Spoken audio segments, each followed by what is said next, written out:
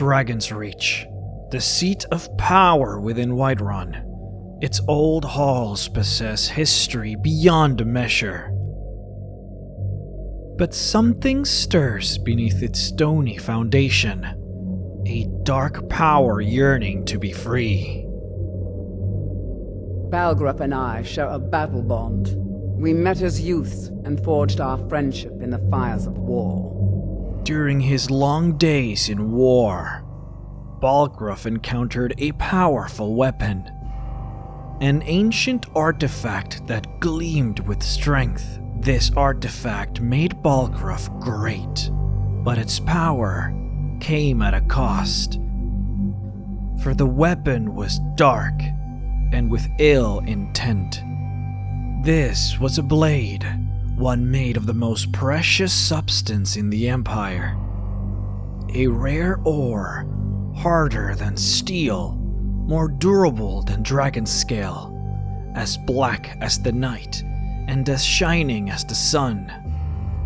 Crystallized blood of the gods is what he thought. A blade made of ebony. Chained and imprisoned was the sword, hidden behind a secret door below the keep, meant for nobody to find, and for its edge to falter until the end of time. Balgruuf feared that the sword would bring harm to those he loved. Or rather, he was afraid the sword would harm those he loved again. There is but one subject no member of this house speaks of, a person most astutely missing from the banquet tables in this old hall. Nowhere you look would you find a mention of the Lady of the Keep, the wife of Balgruuf the Greater. Many things happen to Nords in these troubled times. Some go missing, while others die in war and sickness. Balgruuf, however, has had not one, but two women in his life. Two women who have given him children, and two women no one dares speak of. Two women that are missing. The sword. It gives power, but it asks too much in return. For it is unbeknownst to its wielder, a spirit lies within its crystal black blade.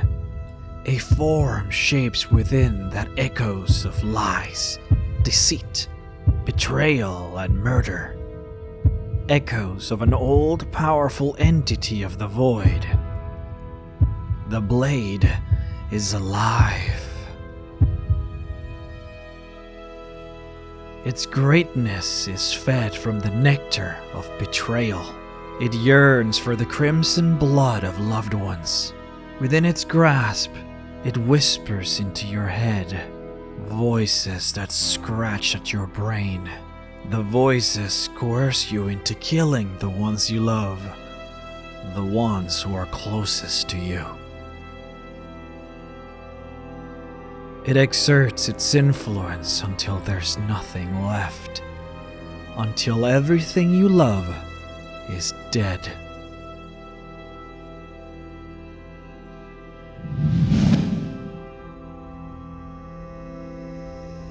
Enough was enough. After much killing, after many betrayals, Balgruuf mustered the strength and locked in the source of all his woes, never to be seen again.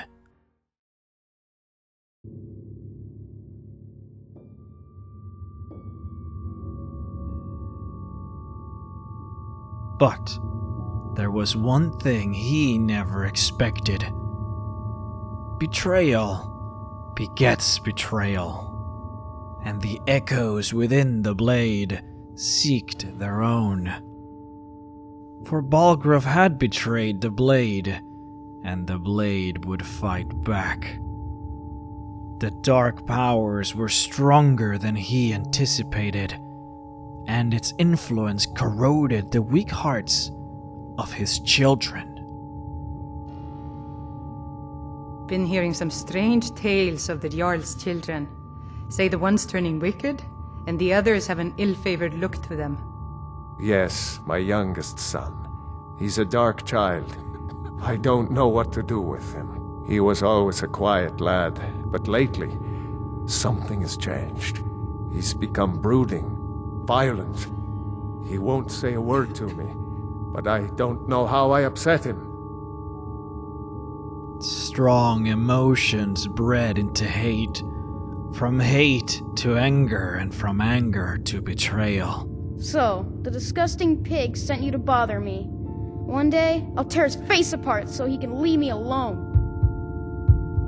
The castle is old. Lots of places nobody's been in a long while. Places where you can overhear things, see things. And the Whispering Lady.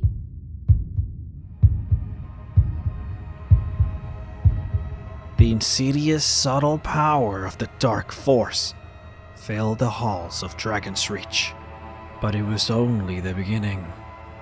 Without the intervention of the Dragonborn, the Black Blade would have turned blacker, and the hearts of the innocent would have been stained forever. For no one can resist its influence, and where there is love, there is death. Nelkir, the youngest and weakest of heart, was the first to fall. Dagny would fall second, and the quiet Frothar would relent last. The three children would lure their father into an empty, quiet room, daggers in hand. Balgruuf would not understand, as he would be pushed to the ground by the three. Stab, stab, stab, and the Ebony Blade's betrayal would be complete.